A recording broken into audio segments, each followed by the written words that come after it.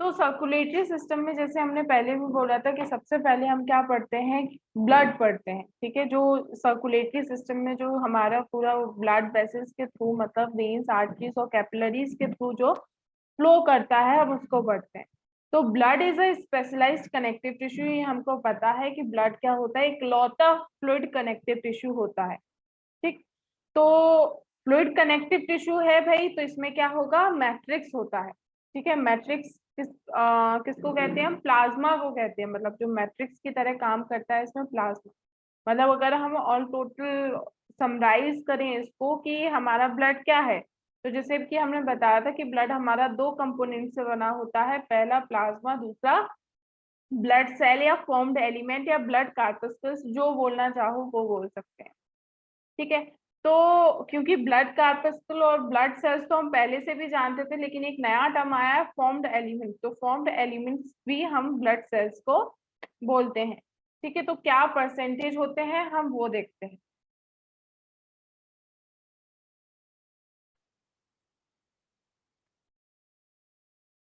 ठीक, तो 55% जो रहता है ब्लड का, 55% जो रहता है कौन कंट्रीब्यूट करता है, प्लाज्मा कंट्रीब्यूट करता है, and the 45% contributed by the blood cells. ठीक है, जिसको हम फॉर्म्ड एलिमेंट भी बोलते हैं। तो अब पहले हम प्लाज्मा देखते हैं कि प्लाज्मा क्या होता है। Plasma is a straw coloured viscous fluid forming matrix of blood. ठीक है, क्या बनाता है, एक विस्कस फ्लूइड होता है। विस्कस का मतलब जानते हो, मैम थिक सा। हाँ, थिक सा, मतलब कि जो क्या करे, फ्लो करने में रेजिस्ट करे। ठीक, इतना इजिली फ्लो ना हो, जैसे हमारा पानी होता है वो क्या इजिली फ्लो कर जाता है। तो जो फ्लूइड रेजिस्ट करे फ्लो करने में, ऐसा फ्लूइड जो फ्लो करने में रेजिस्ट करे, हम उसको विस्कस फ्लूइड बोलते हैं। ठीक है, और ये क्या कॉन्स्टिट्यूट करता है, अपना ब्लड का मैट्रिक्स बनाता है। अब इसमें कुछ खास चीजें होती हैं। वैसे तो काफी प्रोटीन होती है, लेकिन जो इंपॉर्टेंट प्रोटीन होती है, जो इंपॉर्टेंट 3 प्रोटीन होती है, हम वो बताते हैं। सबसे पहला अपना आता है फाइब्रिनोजेन। सबसे पहला फाइब्रिनोजेन। तो फाइब्रिनोजेन के आगे लिखो, देखो क्या लिखा है, is an important clotting factor produced by the liver. Important clotting factor होता है जो किससे, लिवर बनाता है। ठीक है भाई, अब ये क्लॉटिंग फैक्टर क्या होता है पता है भाई? Yes ma'am. हम्म, मैम जो क्लॉट करने में हेल्प करे। ठीक है, जो क्लॉटिंग करने में हेल्प करे। तो हमारे पास कितने क्लॉटिंग फैक्टर होते हैं,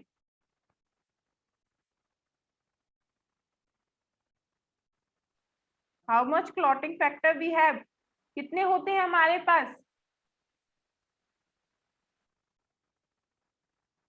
हाँ भाई, सोम, मैम क्लॉटिंग तो प्लेटलेट का होता है। क्लियर बोलो थोड़ा, हमको सुनाई नहीं पड़ रहा है। जो ब्लड क्लॉटिंग का काम होता है वो तो हम प्लेटलेट करता है। हाँ, प्लेटलेट्स करता है, तो प्लेटलेट में कुछ तो होता होगा ना जो क्लॉटिंग कराता है।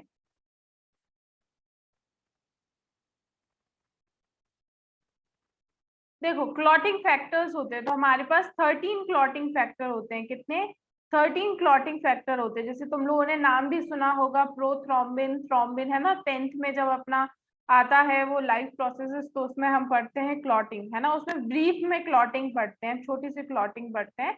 तो उसमें हम दो कुछ वर्ड्स तो हम जान जाते हैं, थ्रोम्बिन, प्रोथ्रोम्बिन, फाइब्रिनोजेन, ये वाले जो वर्ड्स होते हैं वो तो जान जाते हैं। तो इसमें हम कितना कवर करते हैं, सिर्फ 2 क्लॉटिंग फैक्टर ही कवर करते हैं ना, और कैल्शियम को मिला लें तो 3 क्लॉटिंग फैक्टर हम कवर कर लेते हैं। लेकिन ऑल टोटल हमारे पास कितने फैक्टर होते हैं, 13 क्लॉटिंग फैक्टर्स होते हैं, एंड दे वर्क इन अ, कैसे कह सकते हैं, जैसे सिक्वेंशियल काम करते हैं, मतलब एक के बाद एक काम करते हैं, कैस्केड प्रोसेस में काम करते हैं, है ना। कैस्केड प्रोसेस मतलब समझते हो, जैसे अपन ने वो वीडियो देखते हैं, मतलब वो नहीं आता है कि जैसे कार्ड वगैरह अरेंज करके रखते हैं, तो एक कार्ड गिराओ तो दूसरा तीसरा गिरते हुए चले जाते हैं, है यस ना। मैम। ठीक है, तो सेम इसी तरीके से इसमें होता है, ये भी ऐसी ही प्रोसेस होती है कि अगर एक क्लॉटिंग फैक्टर हमारा क्या हो जाता है, एक क्लॉटिंग फैक्टर अगर हमारा एक्टिवेट हो जाता है, तो वो दूसरे को करता है, दूसरा तीसरे को करता है। इट इज नॉट नेसेसरी कि हमारा क्लॉटिंग जो हो वो फर्स्ट फैक्टर से स्टार्ट हो। हमारा क्लॉटिंग फर्स्ट फैक्टर से स्टार्ट नहीं होता। ये 13th फैक्टर से स्टार्ट होता है, ठीक है। क्लॉटिंग हमारा फर्स्ट फैक्टर से स्टार्ट नहीं होता, तो कभी ये मत समझ लेना कि पहले के बाद दूसरा होगा, दूसरे के बाद तीसरा होगा। जब हम पहला, दूसरा, तीसरा बोलते हैं तो मतलब होता है कि सिंपल वाला, ठीक है, कि एक हो जाएगा, एक के बाद दूसरा, दूसरे के बाद तीसरा, तीसरे के बाद चौथा। अगर इसमें बीच में एक क्लॉटिंग फैक्टर भी मिस हो जाता है, ठीक है, बात को समझो, अगर बीच में एक क्लॉटिंग फैक्टर भी मिस हो जाता है तो हमारी क्लॉटिंग नहीं होगी, ठीक है। ये क्लॉटिंग प्रोसेस आएगी तो उसमें हम डिटेल में बताएंगे, कि अभी तो इतना समझ लो 13 क्लॉटिंग फैक्टर होते हैं, उसमें से हमारा एक क्या होता है, फाइब्रिनोजेन होता है, ठीक है, उसमें से एक हमारा फाइब्रिनोजेन होता है। इवन फर्स्ट क्लॉटिंग फैक्टर का नाम होता है फाइब्रिनोजेन। जो हमारा ये दिया हुआ है, ये क्या है, फर्स्ट क्लॉटिंग फैक्टर होता है, which is secreted by the liver, ठीक है भाई, लिवर से सीक्रेटेड होता है। तो ये हमारा प्लाज्मा में होता है, ठीक। और सेकंड कौन सी प्रोटीन होती है हमारे पास, ग्लोब्यूलिन। ये सारी प्रोटीन्स चल रही है, मतलब समझो, ठीक है। Fibrinogen is also proteinaceous in nature, globulin भी प्रोटीनेशियस नेचर का होता है, और एल्ब्यूमिन भी प्रोटीनेशियस नेचर के होते हैं। तभी हम बार बार प्रोटीन प्रोटीन बोल रहे हैं तुम लोगों से, ठीक है, क्योंकि ये क्वेश्चन होता है कि प्लाज्मा कौन सी 3 इंपॉर्टेंट प्रोटीन कैरी करके रखता है। तो तुम लोग सोचोगे अरे भाई 3 प्रोटीन का तो मैम ने नाम ही नहीं बताया। वो 3 प्रोटीन यही हैं, fibrinogen, globulins and the albumins. These are the 3 most important protein that is present and that are present in plasma, ठीक है। तो फाइब्रिनोजेन के बारे में हमने बात कर दी। Second one is globulins. तो ग्लोबुलिन्स के बारे में आजकल तुम लोग बहुत सुन रहे हो, एंटीबॉडीज। एंटीबॉडीज सुनते हो कि नहीं सुन रहे हो आजकल? Yes ma'am. तो एंटीबॉडीज का अच्छा वाला नाम क्या है? एंटीबॉडीज को हम और कौन से ऐसे नाम से पता करते हैं, बोलते हैं? एंटीबॉडीज को हम बोलते हैं इम्यूनोग्लोबुलिन्स, इम्यूनोग्लोबुलिन्स,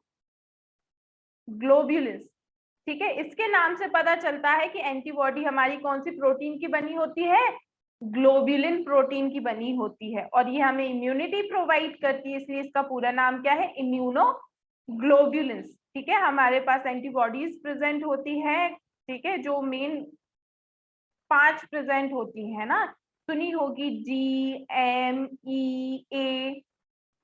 सुनी है कि नहीं सुनी कभी?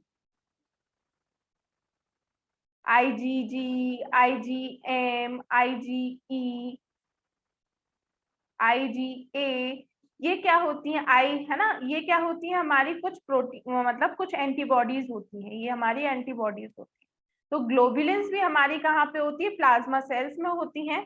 कहाँ पे होती हैं ग्लोबुलिन्स? प्लाज्मा सेल्स में होती हैं, जो कि क्या करती हैं, डिफेंस में काम करती हैं, ठीक है। अब हमने बता दिया कि ग्लोबुलिन्स क्या होती है, एंटीबॉडीज होती हैं, और ये तुम लोगों को पता है कि एंटीबॉडीज क्या करती हैं, डिफेंस करती है ना, कि जैसे कोई आया, कोई माइक्रो ऑर्गेनिज्म आया, ठीक है, कोई फॉरेन ऑर्गेनिज्म आया, तो उससे क्या, उसका क्या, उसकी एंटीजेंस पहचान कर उससे लड़ने का काम कौन करता है, एंटीबॉडीज हमारा लड़ने का काम करते हैं, ठीक।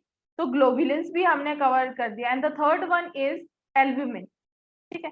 तो एल्ब्यूमिन जो होती है वो हमारा ऑस्मोटिक बैलेंस मेंटेन करती है। अब ऑस्मोटिक बैलेंस क्या होता है, किसी को पता है क्या? Osmotic balance ma'am fluid pressure. Fluid pressure, और कैसे आप डिफाइन कर सकते हो इसको?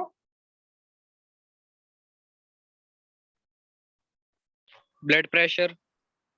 ब्लड प्रेशर तो नहीं, और ट्राई मैम जो करो। कॉन्सेंट्रेशन बैलेंस होता है। हाँ, जो कॉन्सेंट्रेशन, तो पास में ही पहुंच रहे हो, ठीक है।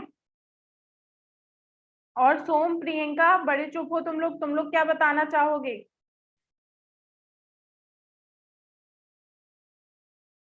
सोम, प्रियंका, तुम लोग क्या बताना चाहोगे मैम बच्चों जो इसके बारे में?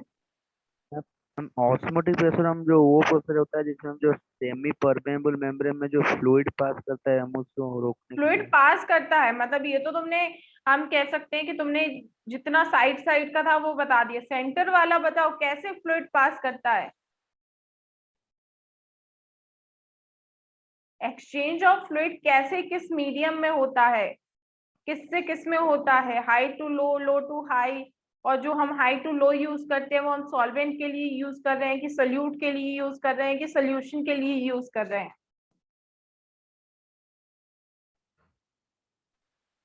हाई टू लो था तो वो डिफ्यूजन हो जाएगा। हाँ, तुम लोग अभी भी कंफ्यूज हो, मतलब कि ये जो डिफ्यूजन ऑस्मोसिस ये जो रहता है high to low, low to high, इसमें हमेशा कंफ्यूज रहते हो। प्रियंका तुमको तो बेटा पता होगा ना, ये हमने 10th में बहुत बार और बहुत अच्छे अच्छे से समझाया है। प्रियंका,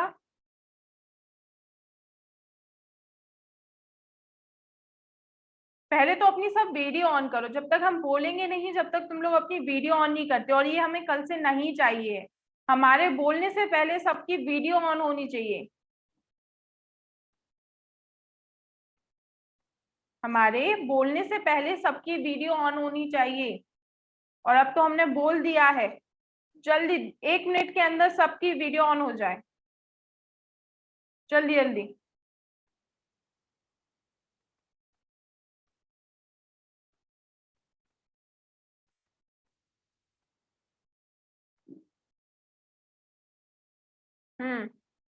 प्रियंका सो गई क्या बेटा? खाना खाने चली गई? चली भी गई होगी तो कहाँ से सुनाई पड़ेगा। ठीक है, आज से सुन लो तुम लोग, लास्ट बार बोल रहे हैं हम, हमारे बोलने से पहले आप क्लास में एंट्री लेंगे तो ऑडियो कनेक्ट करते हैं तो आप वीडियो भी कनेक्ट करेंगे उसके साथ साथ। ठीक है, डन? बोलना ना ओके पड़े, मैम। ठीक, 2 मिनट इसमें वेस्ट ना करना पड़े हमको। ठीक, तुमने देखो भाई, हम अभी बता रहे हैं तुम्हें, अभी तुमने ऑफ कर ली तो कल तक तो क्या ही याद रहना है। ठीक है, तो ऑस्मोसिस, डिफ्यूजन, आज तुम लोगों का हम पहले ये क्लियर करते हैं। जब तक ये क्लियर नहीं होगा, रेस्पिरेशन में और बहुत सारी चीजों में, एक्सक्रीटरी में बहुत मतलब दिक्कत आएगी। ठीक है, तो जैसा कि सौम ने बोला है कि क्या होता है, हाई टू लो चलता है। ठीक है, डिफ्यूजन में हाई टू लो चलता है, तो भाई सब में हाई टू लो चलता है, इतना सुन लो कि सब में हाई टू लो चलता है, फर्क नहीं पड़ता है वेदर इट इज डिफ्यूजन और ऑस्मोसिस, हमको फर्क नहीं पड़ता है। ठीक है, फर्क ऑस्मोसिस और डिफ्यूजन में सिर्फ किस चीज का आता है? Semi permeable membrane. ऑस्मोसिस और डिफ्यूजन में बस एक चीज का अंतर होता है, सेमी परमिएबल मेम्ब्रेन। डिफ्यूजन में कोई मेम्ब्रेन नहीं होती है, कुछ नहीं होता है। ठीक है, लेकिन क्या होता है, ऑस्मोसिस में एक बीच में मेम्ब्रेन लगी होती है, उसके थ्रू ट्रांसफर होता है। बस दोनों में इतना अंतर होता है। अब ये हाई टू लो और लो टू हाई वाली हम क्या बात कर रहे हैं ये सुनो तुम लोग। ठीक है, जैसे मतलब हम जाते हैं, 2 जार रखते हैं, ठीक है, first one is A and the second one is B. ठीक है, ए है, ये बी है, थोड़ा दूर रख दिया हमने, पास पास में रखना चाहिए इसको। ठीक है, ये ए है, ये बी है। ठीक है, एक ही जा रहा है, हमने 2 सेक्शन किए हुए हैं। अब हम क्या करते हैं, इसमें एक फ्लूइड रखते हैं और इसमें भी एक फ्लूइड रखते हैं। इसका कंसंट्रेशन हम देखते हैं 2m और इसका हम कंसंट्रेशन लेके चलते हैं 4m। m तो पता है ना, केमिस्ट्री सबकी स्टार्ट हो गई है। ठीक है, m मतलब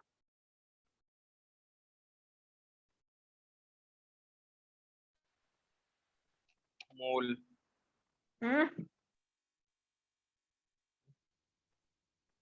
केमिस्ट्री में कौन सा चैप्टर? 11th, हाँ तो 11th में तुम लोगों को केमिस्ट्री में कौन सा चैप्टर चल रहा है? फर्स्ट। ठीक है, और फर्स्ट तुम लोगों का चल रहा है और तुम लोगों को ये नहीं पता है, फर्स्ट वो वाला चैप्टर है ना, मोल्स वगैरह वाला, चार्ल्स लॉ, बॉयल्स लॉ। अभी चल रहा है, अभी हुआ नहीं है। तो तुम लोग अभी मोलैरिटी पे नहीं पहुंचे हो। No ma'am. ठीक है, तो m इज फॉर मोलैरिटी।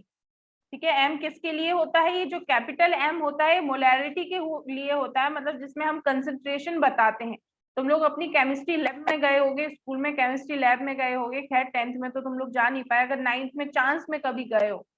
ठीक है, तो तुमने केमिस्ट्री लैब में देखा होगा, उसके ऊपर जो स्लिप लगी होती है उसमें लिखा होता है 0.5 m, 0.10 m या 1 m, 5 m, कभी देखा है ऐसा लिखा हुआ होता है उस पे, बॉटल पे? Yes ma'am. ठीक है ना। तो m इज फॉर मोलैरिटी, और मोलैरिटी का मतलब होता है कंसंट्रेशन, उसमें जो चीज डली हुई है उसका कंसंट्रेशन क्या है। तो ये 2m है, ये 4m है, तो कंसंट्रेशन कौन से का ज्यादा है, ए का या बी का?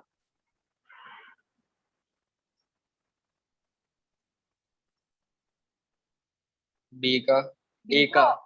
बी का ज्यादा है भाई, 4m में हाँ कंसंट्रेशन बी। उसका ज्यादा है। ठीक है भाई, तो ये सोल्यूट की बात होती है। ठीक है, अभी हम बताते हैं किसका, जब हम बोलते हैं हाई टू लो हम बोलते हैं। ठीक है, तो हाई टू लो हम कब बोलते हैं, हम जब बोलते हैं कि हमारा सॉल्वेंट जाता है, सॉल्यूशन नहीं जाता। हाई टू लो हम सॉल्यूशन के लिए यूज नहीं करते हैं, हाई टू लो हम सोल्यूट के लिए यूज नहीं करते हैं, हाई टू लो हम यूज करते हैं सॉल्वेंट के लिए। अब बताओ सॉल्वेंट का कंसंट्रेशन कहाँ ज्यादा है, ए में ज्यादा है या बी में ज्यादा है? ये सॉल्यूशन का कंसंट्रेशन देख लिया अपन ने कि 2m इसमें है, 4m इसमें है। सॉल्वेंट का कंसंट्रेशन कहाँ ज्यादा है? ए में ज्यादा है ना। वही ऐसा समझ लो अगर कि जैसे 2 ग्लास हैं, 2 ग्लास में सेम अमाउंट ऑफ पानी है, ठीक है, सेम अमाउंट ऑफ वाटर है। पहले वाले ग्लास में तुमने 1 चम्मच चीनी डाली, दूसरे वाले ग्लास में तुमने 4 चम्मच चीनी डाली। ठीक है, तो अमाउंट ऑफ सॉल्वेंट अब किस में ज्यादा है, मतलब जो सॉल्वेंट के मॉलिक्यूल्स है वो फ्रीली कहाँ मूव कर रहे होंगे, ए वाले ग्लास में या बी वाले ग्लास में? ए वाले में। जिसमें कम चीनी डाली ए वाले। ए वाले में ना, क्योंकि उसमें कम सोल्यूट है तो वो आराम से फ्रीली मूव कर रहे होंगे, तो मतलब सॉल्वेंट का कंसंट्रेशन कहाँ ज्यादा हुआ, ए में ज्यादा हुआ। अब हम कहें कि हमें क्या करनी है, ऑस्मोसिस मेंटेन करनी है, मतलब तुम्हें क्या करना है, अब दोनों में सेम चीनी करनी है, मतलब तुम चाहते हो कि दोनों क्या हो, इक्वल अमाउंट ऑफ मीठा हो। ठीक है, दोनों कैसे हो, सेम मीठे हो, तो तुम क्या करोगे, दोनों को मिक्स कर दोगे, करोगे कि नहीं करोगे? Yes ma'am. ठीक है, मिक्स करने का तुम्हारा मोटिव क्या था, तुम्हारा मिक्स करने का मोटिव था कि उस वाले में पानी ज्यादा हो जाए, है ना। जब हमारी कोई चीज ज्यादा मीठी हो जाती है, ज्यादा नमकीन हो जाती है, शरबत वगैरह, तो हम उसमें और पानी डालते हैं, डाइल्यूट करते हैं। ऐसा तो नहीं होता है ना कि उसमें और चीनी डालते हैं? No ma'am. पानी डालते हैं ना, सेम। मैम, पर कुछ मेथड से चीनी निकाल भी तो सकते हैं। अच्छा बताओ कैसे?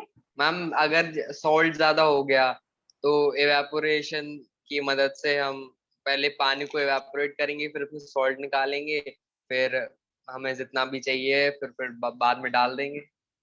मैम ये बहुत अच्छा लेंथी प्रोसेस हो गया। ठीक है, ये वाली जब प्रोसेस होती है जब अपन लैब में बैठ के कायदे से काम कर रहे होते हैं। ठीक है, और ये ऑस्मोसिस इतना ये जनरल होता है, ऑस्मोसिस अपनी बॉडी में, ऑस्मोसिस डिफ्यूजन वगैरह अपनी इन्वायरमेंट में, अपनी बॉडी में ये होता ही रहता है।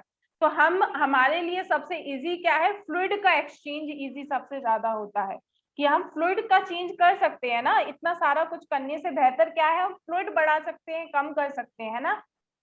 मैम, हमारी बॉडी में भी तो एवेपोरेशन हो सकता है, अगर ज्यादा हीट हो गई हो तो जो फ्लूइड है वो कम हो सकता है। हाँ, जो फ्लूइड है वो कम हो सकता है, और जैसे मानो अगर ज्यादा कंसंट्रेटेड है, फिर मतलब अगर तुम्हारी बॉडी में ज्यादा स्वेटिंग हो रही है, गर्मियों में ज्यादा स्वेटिंग होती है, तो तुम क्या करते हो, पानी ही तो पीते हो, कोई और तरीका करते हो क्या कि तुम कोई और तरीका कर सकते हो? No ma'am. पानी ही तो ज्यादा पीते हो। ठीक है, अगर यूरिनेशन ज्यादा होता है तो कुछ और कर सकते हो क्या, पानी ही तो ज्यादा पीते हो, तुम फ्लूइड ही तो देते हो। Yes ma'am. समझ रहे हो ना, तो यही फंडा होता है अपना। ठीक है, तो अब ये तो बात हो गई। अब हम ऑस्मोसिस या डिफ्यूजन बोलते हैं फ्रॉम इट्स हायर, ठीक है, मूवमेंट ऑफ वाटर। ठीक है, हमारे शब्दों को कृपया ध्यान से सुने। Movement of water from its higher concentration to its lower concentration. ठीक है, ये डिफ्यूजन की डेफिनेशन है, क्या, movement of water from its higher concentration to its lower concentration. और अगर ऑस्मोसिस बोलना हो तो हम बोलेंगे movement of water from its higher concentration to its lower concentration through a semi permeable membrane. फर्क क्या आया ऑस्मोसिस और डिफ्यूजन में? सेमी परमिएबल मेम्ब्रेन का, बाकी सब सेम रहा। अब हमने जो बीच में वर्ड बोले थे, through its movement of water through its higher concentration to its lower concentration, तो अब जल्दी से बता दो भाई कि इसमें कहां से कहां मूव होगा?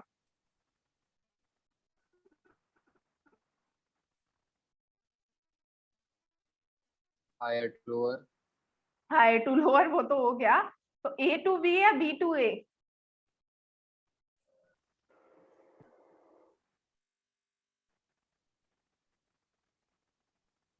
Ma'am B2A। B to A, चलो एक का answer B to A. Next, B2A। ठीक है, एक दूसरे का आंसर बी टू ए। तीसरा? Ma'am B2A। ठीक है, चौथा?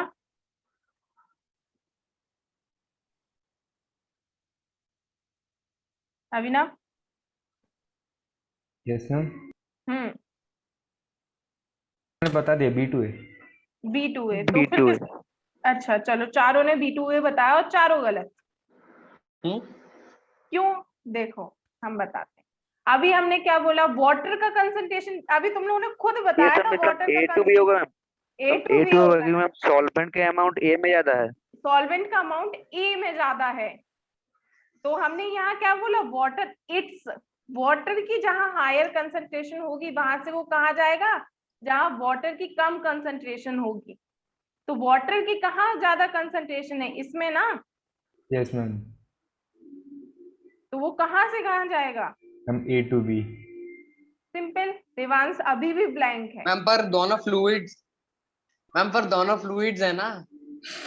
दोनों फ्लूइड्स हैं, मतलब मैम पर fluids ये हैं। इमेजिन करना मुश्किल है मैम, कैसे? ये हो कैसे सकता है? जैसे देखो, तो मैं ऑस्मोसिस और डिफ्यूजन में सिर्फ एक चीज होती है, दोनों जगह वो बैलेंस करना चाहता है।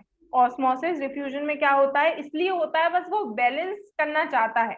तो बैलेंस करने में सॉल्यूट कभी मूव नहीं करता, हमेशा इतना ध्यान दे लो, सॉल्यूट नेवर मूव्स। सॉल्यूट कहीं एक से जगह दूसरी जगह नहीं जाता। अभी हमने तुम्हें बताया ना, जो तुमने कहा था सॉल्ट कर लेंगे, ऐसा कर लेंगे, वैसा कर लेंगे, उसमें अपन सॉल्ट का कुछ नहीं कर रहे थे, हमेशा फ्लूइड का कर रहे थे। तो सॉल्यूट नेवर मूव, सॉल्यूट कभी मूव नहीं करता। मूव कौन करता है? सॉल्वेंट मूव करता है। तो यहाँ पर भी सॉल्वेंट ही मूव करेगा, और अपन क्या चाहते हैं, दोनों जगह सेम करना चाहते हैं। तो जहां ज्यादा पानी है अपन वहां से लेके कम वाले में डाल देंगे ना। हम तो बी में ज्यादा है ना मैम। हाँ बी में ज्यादा है।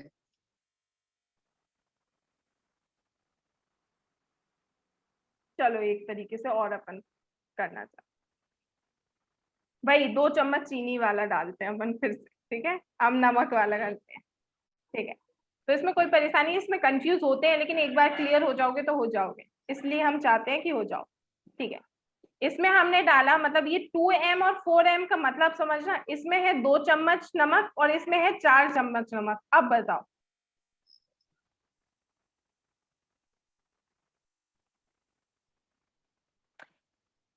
चलो। मैम A से B फ्लो करेगा। हाँ, एक से ए से बी मूव करेगा, वो तुम तीनों समझ गए, ठीक है? देवांश देखो, अब देखना, इसमें 2 चम्मच नमक है तो ये नमक के मॉलिक्यूल्स, इसमें 4 है तो ये नमक के मॉलिक्यूल्स, और लाल वाले पानी की मॉलिक्यूल समझो, ठीक है? पानी के हम दूसरे नहीं बना रहे, वही लाल वाले समझो। पानी के मॉलिक्यूल कहाँ पे ज्यादा फ्री है मूव करने के लिए? ए में है ना फ्री, तो वो कहाँ से कहाँ जाएंगे? काइनेटिक एनर्जी किसके पास ज्यादा है, ए वाले में कि बी वाले में? मैम अच्छा मैम, वाटर दोनों में सेम है। हाँ, अच्छा हाँ। ठीक है। अब हमने तुम्हें लेवल ऊपर नीचे किया तो तुम अरे वाटर सेम है दोनों में, सेम अमाउंट है। मैम वो मैम डायग्राम देख के कंफ्यूज हो रहा था आपने, मैंने सोचा उसमें ज्यादा वाटर है। नहीं नहीं नहीं, सेम अमाउंट ऑफ वाटर है भाई, ठीक है? सेम अमाउंट ऑफ वाटर है, ठीक है? इसको हम काइनेटिक एनर्जी से भी समझ सकते हैं कि जहां पर काइनेटिक एनर्जी ज्यादा हो वहां से कहाँ मूव करेगा, जहां पर काइनेटिक एनर्जी कम हो, है ना? अपनी 11th में अभी प्लांट फिजियोलॉजी पढ़ेंगे ना, उसमें आएगा ये osmosis, diffusion, kinetic energy, higher lower concentration, तो हम चाहते हैं अभी भी जरूरत पड़ेगी, क्योंकि हमेशा ऐसे ही होता है, हाई टू लो वाला तुम लोग कभी मत भूलना।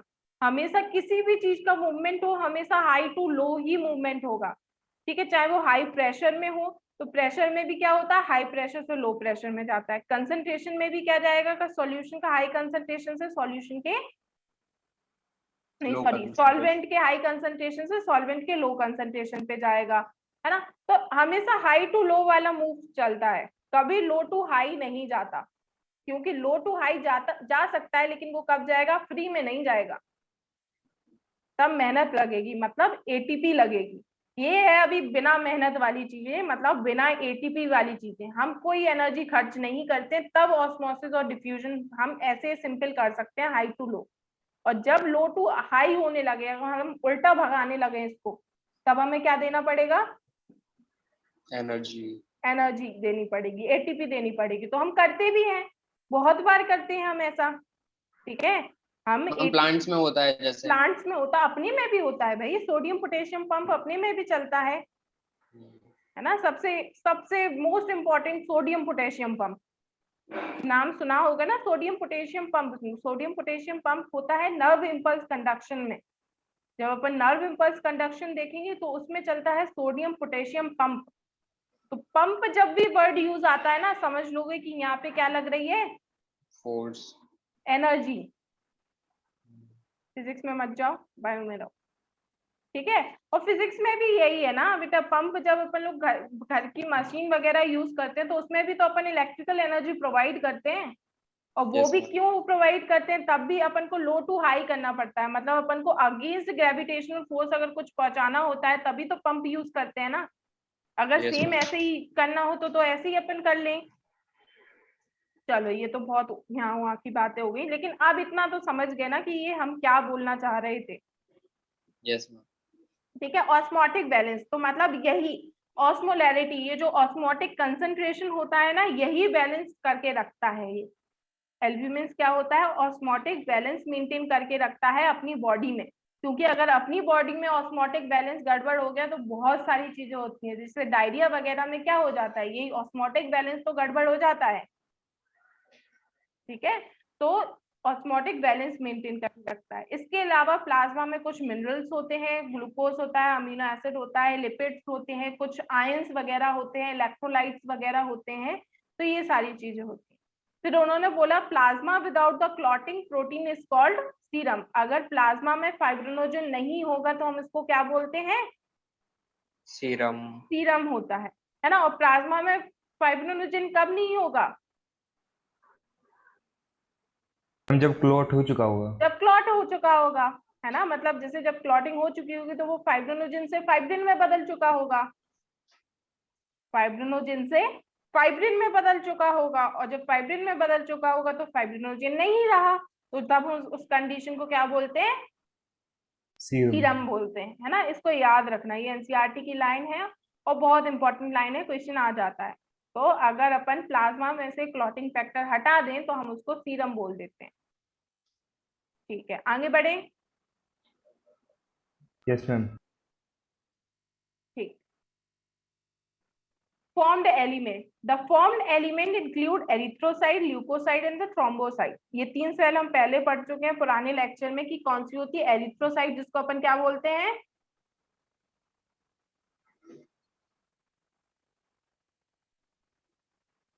एरिथ्रोसाइट मतलब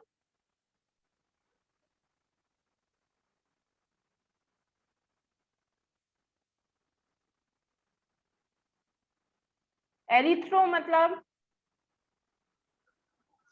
red blood cells, red blood cell, है ना। एरिथ्रो मतलब रेड बताया था हमने तुम लोगों को, तो ये कौन सी सेल्स हैं, रेड ब्लड सेल मतलब आरबीसी हैं, ठीक है। बड़ी जल्दी भूल जाते हो, है। ल्यूकोसाइट, ल्यूकोसाइट मतलब white blood cell and the thrombocyte are the platelets, ठीक है भाई। आगे चलते हैं, ठीक। एरिथ्रोसाइट देखते हैं। Erythrocyte are the most abundant of all cells in the blood. Erythrocyte हमारी सबसे ज्यादा अबंडेंट होती है, मतलब कितनी होती है, ये एवरेज होती है 5 मिलियन टू 5.5 मिलियन आरबीसी पर मिलीमीटर क्यूब, है ना। ये पूरी बॉडी की नहीं है, सोचो पूरी बॉडी की है, कितनी है पर मिलीमीटर क्यूब में इतनी सारी होती हैं, ठीक है। 1 मिलीमीटर क्यूब में ये 5 to 5.5 मिलियन होती है, ठीक है। मेल फीमेल में वेरी करती हैं, हम तुम्हें पहले भी बता चुके हैं, फीमेल और मेल में हर चीज वेरी करती है, चाहे वो ऑर्गन के वेट से लेके चाहे सेल्स के नंबर तक, हर चीज वेरी करती है, ठीक है। तो फीमेल्स में ऑब्वियस सी बात है कम होती है और मेल में क्या होती है, ज्यादा होती है, ज्यादा। ठीक। RBCs are the biconcave in shape and are without nucleus, ठीक है। आरबीसी क्या होती है, मतलब बाइकॉन्केव शेप की होती है, तो बाइकॉन्केव शेप पता है ना, मैम दोनों साइड से डिप्रेशन होल हो, रहते हैं। ठीक है, दोनों साइड से डिप्रेशन हो, ऐसे शेप को हम क्या बोल देते हैं, बाइकॉन्केव शेप, कुछ ऐसा कि इस साइड से भी डिप्रेशन है, इस साइड से भी डिप्रेशन है, तो है ना, तो इसलिए हम इसको बाइकॉन्केव, और ये बाइकॉन्केव शेप क्यों होता है, ऐसा क्यों शेप होना है इसको, मैम सरफेस एरिया बढ़ाने के लिए। सरफेस एरिया बढ़ाने के लिए। सरफेस एरिया क्यों बढ़ाना है, ज्यादा से ज्यादा ऑक्सीजन को कैरी कर ज्यादा सके। से ज्यादा ऑक्सीजन को कैरी कर सके, और इसीलिए न्यूक्लियस भी नहीं होता है, इसीलिए क्या नहीं होता है, न्यूक्लियस माइटोकॉन्ड्रिया, इसमें कुछ नहीं होता है, ठीक है, इसमें न्यूक्लियस माइटोकॉन्ड्रिया वगैरह कुछ भी नहीं होता है, ठीक है। तो एक स्टेज पे होता है, मतलब ऐसा नहीं है कि तुम लोग बोलोगे फिर ये आरबीसी में काम कैसे डिसाइड होता है, तो मैच्योर आरबीसी में नहीं होता है, अगर हम बोले तो मैच्योर आरबीसी में न्यूक्लियस नहीं होता है, लेकिन इसके जो स्टेजेस रहती हैं, पहले वाली स्टेजेस रहती हैं, उसमें होता है, उसमें न्यूक्लियस होता है, लेकिन जब मैच्योर आरबीसी हो जाती है तो उसमें न्यूक्लियस एब्सेंट होता है, ठीक। और माइटोकॉन्ड्रिया भी नहीं होता है इसमें, ये भी ध्यान रखना है ना, न्यूक्लियस नहीं होता है, माइटोकॉन्ड्रिया और जितने भी ऑर्गेनल होते हैं वो नहीं होते हैं इसमें, ठीक है। अब तुम लोग बोलोगे माइटोकॉन्ड्रिया, वैसे तो तुम लोगों ने बोला नहीं, लेकिन एक सोचने वाली बात आती है और क्वेश्चन भी आता है कि माइटोकॉन्ड्रिया नहीं है तो इसका भाई एटीपी वगैरह कहाँ से, कौन बन रहा है, रेस्पिरेशन कहाँ से हो रहा है इसका, एक minute, ma'am same as amoeba.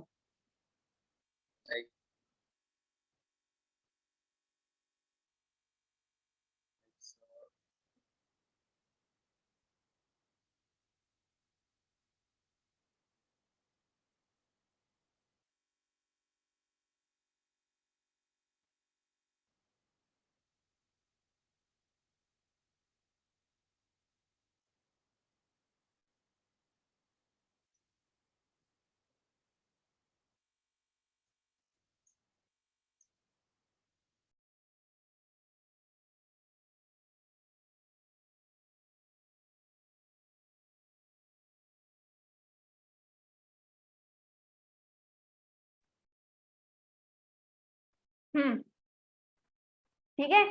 तो क्या है भाई, माइटोकॉन्ड्रिया इसमें क्या क्यों नहीं होता है, ठीक है, माइटोकॉन्ड्रिया नहीं होता है तो क्या होता है भाई, बता रहे थे देवांश तुम, सिंपल डिफ्यूजन से वो कर सकता है। सिंपल डिफ्यूजन से कर सकता है, तो क्या अपनी ब्लड मतलब सिंपल डिफ्यूजन से कैसे एटीपी कैसे ले सकता है, मतलब रेस्पिरेशन एटीपी कैसे ले सकता है, एटीपी कैसे बना सकता है, रेस्पिरेशन में तो एटीपी बनती है ना,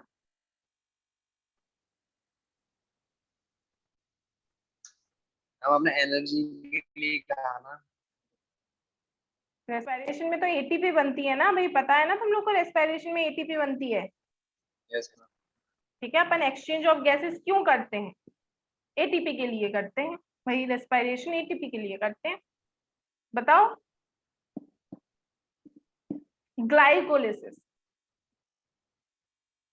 ठीक है, ये मे बी नहीं पता होगा, 10 तक नहीं आता है तुम लोगों का, ठीक है, अच्छा है, ठीक है, ग्लाइकोलिसिस होती है, मतलब रेस्पिरेशन में एक ग्लाइकोलिसिस तो होते हैं मैम, जो शुगर अल्कोहल से चेंज होता है मैम, और शुगर जो पायरुविक एसिड, ग्लूकोज हाँ पायरुविक एसिड। हाँ, ग्लूकोज से पायरुविक एसिड जो बनता है उस प्रोसेस को ग्लाइकोलिसिस बोलते हैं, तो वो कहाँ होती है भाई ग्लाइकोलिसिस, तो हम कहाँ होती है ग्लाइकोलिसिस, हमें 3 केस में होता है मैम, एक केस में जो एरोबिक रेस्पिरेशन में, और दोनों में एल्कोहलिक और फॉर्मिक एसिड हाँ, फर्मेंटेशन मतलब ये एनारोबिक में होता है। कॉमन प्रोसेस होती है जो एरोबिक और एनारोबिक ऑर्गेनिज्म दोनों में होती है, ठीक है, ये एक कॉमन प्रोसेस होती है, ग्लाइकोलिसिस एक रेस्पिरेशन की कॉमन प्रोसेस है जो एरोबिक ऑर्गेनिज्म और एनारोबिक ऑर्गेनिज्म दोनों में होती है, ठीक है।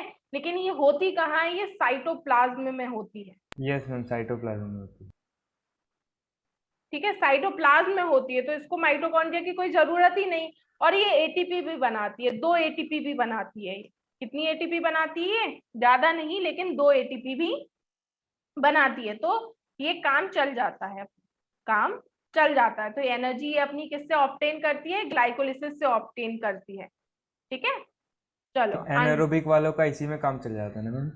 हाँ, एनारोबिक वालों का इसी में काम चल जाता है, ठीक है। एनारोबिक अगर कह दें एक वेस्टफुल प्रोसेस ही होती है, क्योंकि कुछ खास नहीं होता, लेकिन उसके जो बाई प्रोडक्ट्स होते हैं ना वो खास होते हैं, इसलिए एनारोबिक रेस्पिरेशन होता है, ठीक है। Red blood cells also contain the enzyme carbonic anhydrase which role in carbon dioxide transport, ठीक है। रेड ब्लड सेल के पास क्या होती है, कार्बोनिक एनहाइड्रेज भी होती है ना। तो कार्बोनिक एनहाइड्रेज क्या होती है, एक एंजाइम होती है जो कार्बन डाइऑक्साइड ट्रांसपोर्ट के लिए रिस्पॉन्सिबल होती है। इसको अपन रेस्पिरेटरी सिस्टम में पढ़ेंगे, जब रेस्पिरेटरी सिस्टम देखेंगे तब हम पढ़ेंगे, ठीक है भाई।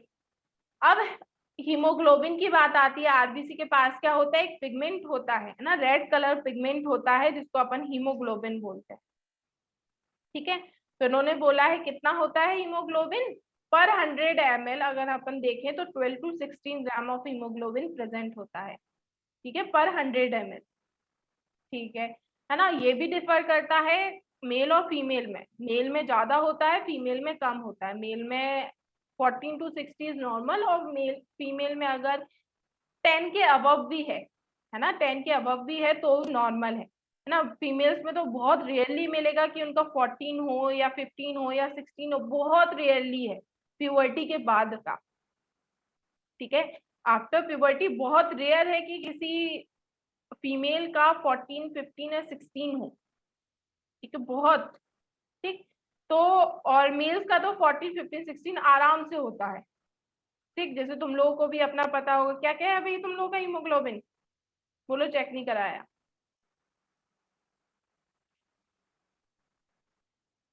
ठीक है, कोई बात नहीं। मैम 14। 14, अच्छा, ठीक है। बाकी का पता नहीं। प्रियंका तुम्हारा कितना है, मैम 14। तुम्हारा 14 है, यस मैम। कब कराया। मैम ये मैंने कराया था जब हम लोगों के स्कूल में एक बार मंगवाया था रिपोर्ट, तब करवाया था। और जब वो एक बार कितनी साल पहले था। मैम वो एक बार 2 साल पहले था। ठीक है, मतलब तुम्हारा प्यूबर्टी के आसपास का था, है ना। Yes ma'am. ठीक है, प्यूबर्टी के आसपास का था। अब करा कर देखना तुम्हारा कितना है, ठीक है। अभी तो हम नहीं कह सकते, नहीं तो तुम लोगों से हम अभी ही कह देते कि अभी भाई तुम लोग करा के हमको बताना, लेकिन अभी ऐसी कंडीशन नहीं चल रही है कि तुम लोगों से हम अभी कह दें कि अभी करा कर बताओ, ठीक है। लेकिन अब अगर हम घर पर टेस्ट कर सकते हैं क्या? घर पर बेटा एक प्रॉपर किट चाहिए होती है ना। एक पूरा हीमोग्लोबिनोमीटर आता है, उसमें चेक करना होता है, और उसमें पूरी एक प्रॉपर पता होना चाहिए क्या क्या करना होता है। उसमें इतना कुछ खास नहीं करना होता है, मतलब एक ऐसी डिब्बी टाइप होती है, उसमें बीच में एक अपन ट्यूब रखते हैं, उसमें अपना खून निकाल के डाल देते हैं, ट्यूब रखते हैं और फिर उसको रख देते हैं 20 मिनट के लिए। फिर उसके इस साइड मीटर होता है और इस साइड मीटर होता है, फिर उसको थोड़ा सनलाइट में या लाइट में, अच्छी सी लाइट में देखते हैं कि उसका कलर किससे मैच कर रहा है, उतना ही अपना होता है, ठीक। ये प्रोसेस होती है, थोड़ी बड़ी प्रोसेस होती है, लेकिन बहुत इजी प्रोसेस होती है इसकी तो, हीमोग्लोबिन की, ठीक है ना। तो ये चीज हो गई अपनी कि हीमोग्लोबिन की होगी। The formation of RBC is known as erythropoiesis, ठीक है। और आरबीसी फॉर्मेशन को क्या बोलते हैं हम, एरिथ्रोपोइसिस बोलते हैं, ठीक है। और कहाँ पे बनती है ये, रेड बोन मैरो में बनती है, ठीक है। कहाँ पे बनती है, रेड बोन मैरो। ठीक है, बोन मैरो में बनती है। और बोन मैरो कहाँ होती है, बोन्स के अंदर। कौन सी बोन्स के अंदर, मैम स्पाइन्स और बाकी। ठीक है। मतलब अब जितनी अपनी फ्लैट बोन्स होती है, मतलब एडल्ट में जितना होता है, जितनी अपनी फ्लैट बोन्स वगैरह होती हैं उनमें रह जाता है बस, है ना। मतलब ये जो रिब्स वगैरह हो गई, वर्टिब्रा वगैरह हो गई, इनमें बोन मैरो रह जाता है, बाकी सब बोन्स में ये येलो बोन मैरो में कन्वर्ट हो जाता है उसके बाद एडल्ट में। मम्मी डिफरेंस क्या येलो बोन मैरो और रेड इसमें? येलो बोन मैरो और उसका मतलब ही अपन को समझ में आ रहा है। रेड बोन मैरो जो होती है अपनी ब्लड सेल्स बनाती है, येलो बोन मैरो अपनी नहीं बनाती, मतलब ये कन्वर्ट होके येलो बोन मैरो में कन्वर्ट हो जाती है, जो कुछ भी नहीं करती है, मतलब जरूरत पड़ने पर कर सकती है, ऐसा नहीं है कि कभी नहीं करती है, लेकिन जरूरत पड़ने पे वो वापस से रेड में कन्वर्ट होके ब्लड सेल्स बना सकती है। लेकिन फिर जरूरत ऐसी खास अपन को होती नहीं है, क्योंकि ग्रोथ के टाइम पे अपन को सेल्स की ज्यादा जरूरत होती है, तो अपना सारा क्या रहता है, लगभग रेड बोन मैरो प्रेजेंट होती है। लेकिन जब अपन एक बार 2022 के पास आ जाते हैं तो अपनी हर तरीके से ग्रोथ रुकी जाती है ना। अपन फिर ज्यादा ग्रोथ वगैरह पे नहीं जाते हैं। ठीक, फिजिकल ग्रोथ की बात हो रही है, मेंटली नहीं हो रही है। और मेंटली भी अगर अपन देखें तो भी वही होता है, मेंटली तो और पहले कंप्लीट होती है। ठीक, तो क्या होता है कि फिर ग्रोथ नहीं होती है तो वो येलो में कन्वर्ट हो जाती है। लेकिन अगर इन केस की अब हमारे में कमी हो रही है ब्लड सेल्स की, तो वो जो है वापस से रेड में कन्वर्ट हो सकती है, उतनी उसमें पावर होती है। ठीक है, अब ल्यूकोस, हाँ ल्यूकोसाइट्स बताते हैं। ठीक है, ल्यूकोसाइट क्या है, व्हाइट ब्लड सेल्स बोलते हैं, जिनको अपन WBC बोलते हैं। ठीक है, leucocyte are much lesser in number. ठीक है, लेसर नहीं है, लेसर है। ल्यूकोसाइट क्या होती है, कम होती है in comparison to erythrocyte. Erythrocyte के कंपैरिजन में ये क्या होती है, काफी कम होती है, जो कि कितनी है 6000 टू 8000 पर मिलीमीटर क्यूब। कहाँ वो 5 टू 5.5 मिलीमीटर क्यूब थी, और ये कहाँ 6000 टू 8000 पर मिलीमीटर क्यूब ऑफ ब्लड। ठीक है, क्यों, क्योंकि इनकी जरूरत हमको होती है, हम ऐसे नहीं कहे जरूरत नहीं होती, इनका लाइफ स्पेन कम होता है ना। इन कंपैरिजन टू एरिथ्रोसाइट इनका लाइफ स्पेन कम होता है। एरिथ्रोसाइट का क्या लाइफ स्पेन होता है? 5 years। हम्म, एरिथ्रोसाइट का क्या लाइफ स्पेन होता है? मैम शायद डेज में होता है मैम, हाँ, 1 या 2 दिन या फिर हफ्तों में होता है। 120 डेज होता है। ठीक है, ओके जब मैम। ब्लड डोनेट कराने जाते हैं तो बताओ कितने महीने बाद बोलते हैं कि आप इतने महीने बाद फिर कर सकते हो? 120 ठीक, 120 महीने बाद, मैम, डेज। डेज बाद। ठीक है, क्यों, क्योंकि अपनी फिर क्योंकि 120 डेज की ये साइकिल होती है, तो अपना RBC बन जाती है। लेकिन अगर ल्यूकोसाइट का देखें तो ल्यूकोसाइट की अपनी 10 डेज होती है, किसी की 10 होती है, किसी की 8 होती है, किसी की 7 होती है, 4 होती है। मैक्सिमम अपन 10 डेज मान सकते हैं कि 10 डेज होती है। तो ये बन भी तो जल्दी जल्दी रही है ना, नहीं समझ रहे हो? ठीक है, ये जो है RBC अपनी बन भी तो 120 दिन में रही है, तो ज्यादा बनेगी। और ये क्या हो रही है, बन भी तो जल्दी जल्दी रही है, जल्दी बन रही है जल्दी खराब हो, जल्दी बन रही है जल्दी खराब हो रही है, तो हाल काम हो रहा है, फिर बन रही है मम्मी फिर जल्दी काम हो रहा है फिर। खराब मम्मी जल्दी खराब क्यों हो जाती है? अरे भाई, अपन को तो डेली इन्फेक्शन से लड़ना पड़ता है, और ये जेनेटिकली डिसाइड होता है। देखो, हर सेल्स का बनना टूटना, उनकी डेथ, हर चीज जेनेटिकली डिसाइड होता है कि किस सेल्स को कब बनना है कब मरना है, और उनके फंक्शंस के बेस पे भी। अगर अपनी RBC के फंक्शन अपन को बहुत मतलब फ्रिक्वेंटली, क्या पूरा टाइम ही चाहिए भाई, ऑक्सीजन का जो सर्कुलेशन है पूरे टाइम चाहिए, न्यूट्रिशन का जो सर्कुलेशन है हमें पूरे टाइम चाहिए। तो अगर हमारा इतनी जल्दी जल्दी 10-10 दिन में ये टूटेंगी सेल्स, ठीक है 10-10 दिन में टूटेंगी बनेंगी, तो दिक्कत वाली काम हो जाएगी ना। ठीक है, यस क्योंकि मैम। यस। इनको काम ज्यादा करना पड़ रहा है, दिक्कत वाली बात हो जाएगी। लेकिन अगर अपन WBC की देखें तो इनको इन्फेक्शन से लड़ना है। ठीक है, कि कब ज्यादा इन्फेक्शन हो रहा है, थोड़ा बहुत इन्फेक्शन है तो इतनी तो सेल्स अपनी हमेशा रहती हैं। लेकिन अगर ज्यादा इन्फेक्शन की, तो ऐसा थोड़ी ना है डेली अपन को ज्यादा इन्फेक्शन से लड़ना हो रहा है, डेली अपना किसी पैथोजन से, बहुत मतलब जो बहुत हम कह सके डेंजरस पैथोजन से हमको डेली लड़ना पड़ रहा है, ऐसा थोड़ी ना है ना। तो अब है। अब है, ठीक है, तो अब है तो अब तो है ही। चलो ल्यूकोसाइट, तो ये क्या, ल्यूकोसाइट कॉजेज, फिर ल्यूकोसाइट पजेज न्यूक्लियस, ठीक है। आज हम इसको पक्का से करें, न्यूक्लियोसाइड पजेज न्यूक्लियस, ठीक है। ल्यूकोसाइट के पास क्या होता है, न्यूक्लियस होता है, ठीक है। जहां वहां न्यूक्लियस नहीं होता था आरबीसी में, यहाँ न्यूक्लियस होता है ना। और ये क्या कर सकते हैं, इनमें एक खास बात होती है। खास बात क्या होती है कि ये ब्लड वेसल्स जो है ना अपनी कैपिलरी वॉल के थ्रू बाहर निकल सकते हैं। मतलब आरबीसी और प्लेटलेट जो होती है वो अपनी वेसल्स के बाहर नहीं निकल सकती। आरबीसी और जो प्लेटलेट्स वगैरह होती हैं वो अपनी वेसल्स के बाहर नहीं निकल सकती, ठीक। लेकिन डब्ल्यूबीसी के पास स्पेशल प्रॉपर्टी होती है कि वो अमीबा की तरह, क्या, अमीबा की तरह इससे निकल सकती है। क्योंकि अमीबा कैसी होती है, इरेगुलर शेप की होती है, तो कैसी भी हो सकती है, पतली मोटी कैसी भी हो सकती है ना। तो ये क्या करती है, अमीबोइड फैशन में निकल जाती है कैपिलरी वॉल से, और इस चीज को हम क्या नाम देते हैं, डायपेडेसिस नाम देते हैं। तो डायपेडेसिस किसका भाई प्रॉपर्टी है, इंपॉर्टेंट प्रॉपर्टी, डब्ल्यूबीसी की। मतलब कि ये क्या करती हैं, कैपिलरी वॉल्स से बाहर निकल सकती हैं, they can squeeze out of the capillary walls, ठीक है। कैपिलरी वॉल से क्या बाहर निकल सकती है, इस फिनोमेना को हम डायपेडेसिस बोलते हैं, ठीक। चल, leucocytes are almost invisible under the microscope unless they are stained. जब तक हम इनकी स्टेनिंग नहीं करते हैं तब तक हमको ये विजिबल नहीं है।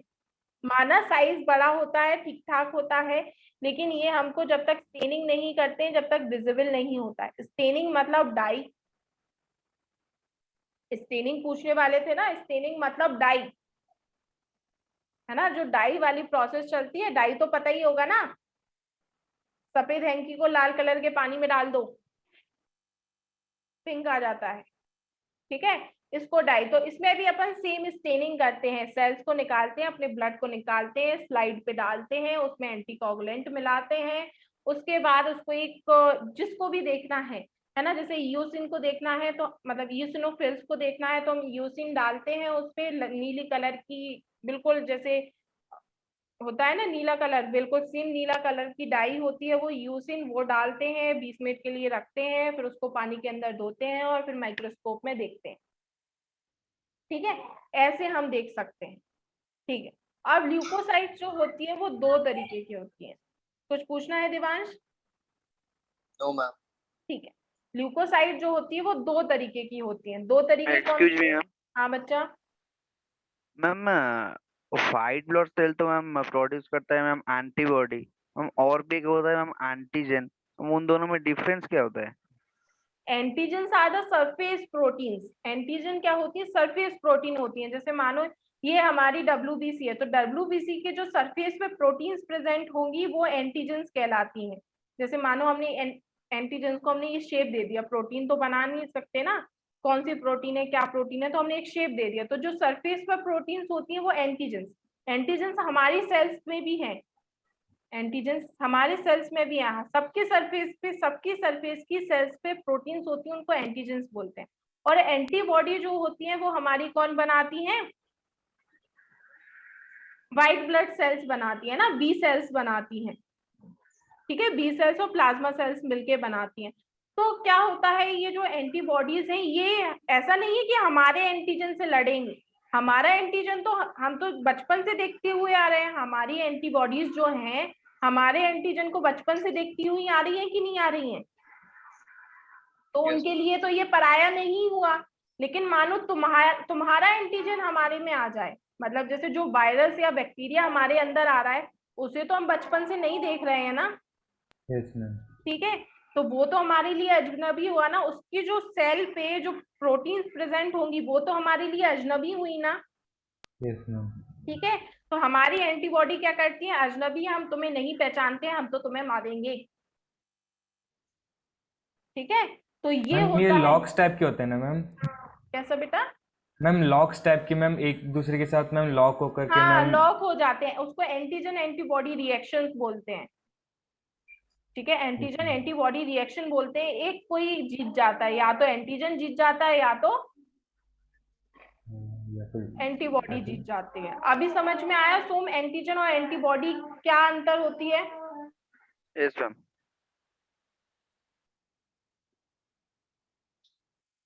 ठीक है ना? तो ये चीज होती है एंटीजन एंटीबॉडी। अभी और भी पता चलेगा, उसमें कोई वो नहीं है। ठीक है, तो दो तरीके की सेल्स होती हैं, ग्रेनुलोसाइट्स और ए ग्रेनुलोसाइट्स।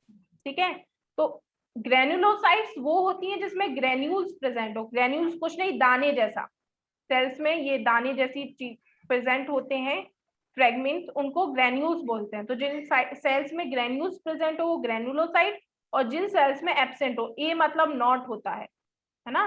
तो जिसमें ग्रेन्यूल्स एब्सेंट हो, ग्रेन्यूल्स नहीं हो, उनको ए ग्रेनुलोसाइट्स बोलते हैं। तो हम ल्यूकोसाइट के दो डिवीजन करते हैं, ग्रेनुलोसाइट और ए ग्रेनुलोसाइट। जिसमें ग्रेन्यूल्स हो वो ग्रेनुलोसाइट, और जिसमें ग्रेन्यूल्स नहीं हो वो ए ग्रेनुलोसाइट्स। क्लियर भाई?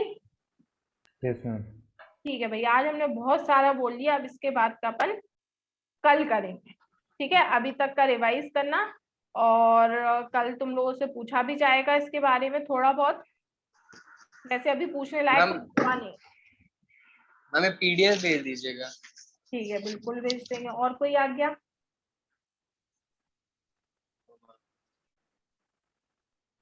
ठीक है, चलो तो फिर इसका पढ़ना एनसीईआरटी से रीड करना। हम पीडीएफ भी भेज दे रहे हैं, एनसीईआरटी से रीड करना। काम तुम लोगों का एक ही होता है, एनसीईआरटी से रीडिंग करना। मैम ये जो चैप्टर 21 है ma'am, neural control and coordination, ये नर्वस मैम सिस्टम है। Yes ma'am. मैम इसके लिए मैम 10th का कंट्रोल एंड कोऑर्डिनेशन आना जरूरी है, मतलब वो समझना, क्योंकि वो डिलीटेड था तो हाँ, तो उसको तुमने पहले पढ़ा ही नहीं होगा।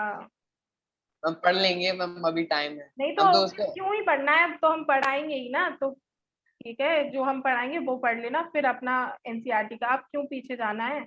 तब पढ़ते तो कोई बात होती, जब हम समझाते तो अच्छे से समझ में आता। अब हम समझाएंगे तो समझते जाना। ठीक है, ठीक। और कंट्रोल एंड कोऑर्डिनेशन, या हम बोले नर्वस सिस्टम जो होता है, वो नर्वस सिस्टम ही होता है। मतलब थोड़ा कॉम्प्लेक्स होता है वो, चाहे इस लेवल पे बात करो, चाहे तुम मेडिकल कॉलेज पे पहुंच के बात करो, चाहे तुम पीजी में बात करो। और जिसको भी न्यूरो सर्जन बनना है तो वो प्लीज बी प्रिपेयर।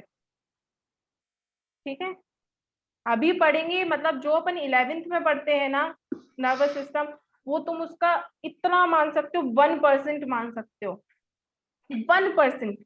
तुम्हें बाद में जाके जो तुम ब्रेन में फोल्ड्स देखते हो ना, वो तुम लोगों को एक ब्रेन में फोल्ड्स दिखाई देते हैं, यस मैम। है ना? उनके नाम तक याद करने होते हैं। ठीक है, उनके नाम तक याद करने होते हैं, ये बता रहे। ये तो फर्स्ट ईयर में ही करना होता है। फिर जब तुम उसमें स्पेशलाइजेशन के लिए जाते हो तो क्या क्या करना होता है, तो तैयार रहना चाहिए हमेशा के लिए। चलो आज के लिए tata, bye bye. Thank you ma'am. Okay बच्चे, बाय।